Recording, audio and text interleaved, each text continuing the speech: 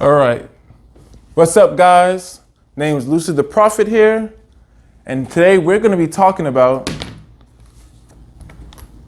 the Xbox One Series 2 Elite controller. Let's get into it. I got it!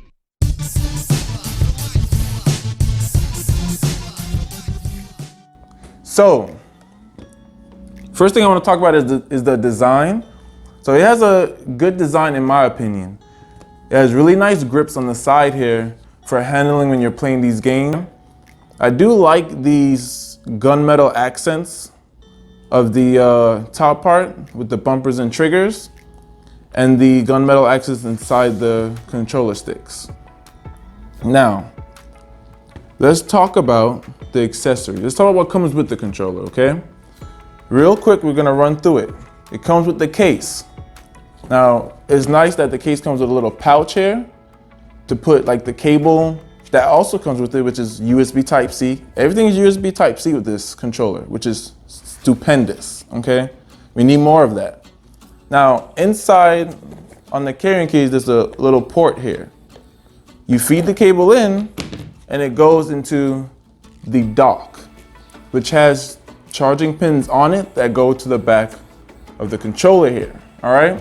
Some of the other accessories it comes with, the tension pin, all right, thumbsticks, along with the ones that I already have in it. All of them are detachable, it comes off, and 2 D-pads, okay? Along with pads, we're gonna call them pads, with the additional pads so that you can actually have extra controls without having to take your fingers off the stick. That's one of the best features of this, not having to take your fingers off the control in order to press any of the buttons you decide to configure these to. All right? So that's what comes in the case. Now I want to actually talk about some of the things I really like about the controller. One of the major pros is the fact that you can change things out. The controller is modular, okay? That's one of the biggest things, especially in shooter games when you want to go prone or crouch, Call of Duty, or you want to jump without having to take your finger off the control. I actually have my jump set to the right big paddle here, and while I'm jumping, I can still move forward and jump. All right, still move forward and jump without any problems, or aim and control my reload, which is over here. That's what I have it set to. And then my crouch, or B, if you're familiar, is the little one here. The connection options are really, really good. The Bluetooth, if you play on PC, you can connect it via Bluetooth, or even connect it to your phone, technically. You also connect it wired with the included cable into your PC or your Xbox. You have wired gaming as well. It says you get up to 40 hours of game time. I didn't really calculate how long I was playing for, but I don't have to charge my controller that often. Probably once a week I'm charging my controller. So that's not an issue. You have 4 vibrations that are on the controller. Grip handles and trigger vibrations, okay? Because you can actually go into the Xbox app and change how intense those are. You could go in and change the brightness of the illumination on the Xbox logo. That's actually where you go to change these buttons here for whatever you want to do, as well as the dead zone. So in the event that you have an issue with stick drift, you can change the dead zone to make it less sensitive so that it doesn't drift. Because I actually had that as an issue when I first got it. This will be compatible with the new Xbox that's coming out, the Series X. So you don't have to worry about backwards compatibility or being able to play on your new Xbox with this controller. That's a big one for me. Bluetooth, like I said, is a plus. I haven't tried it out, but of course it's Bluetooth, so you can, you know what to expect when it comes to Bluetooth. Let's talk about the cons, okay?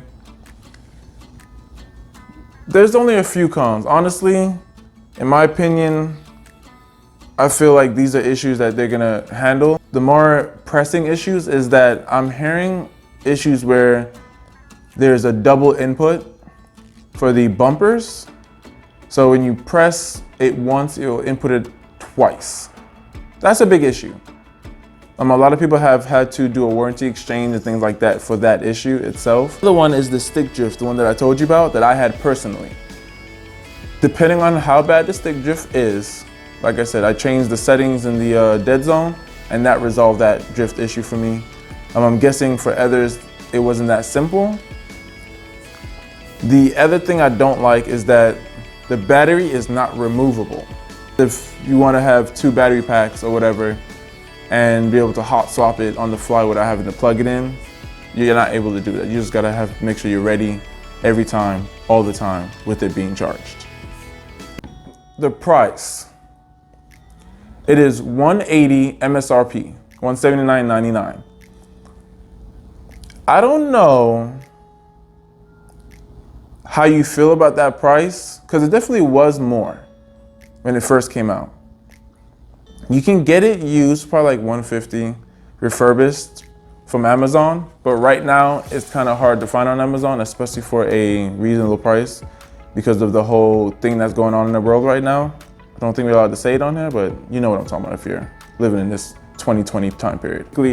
I would honestly recommend this controller to anyone that wants to take their gaming on Xbox to the next level.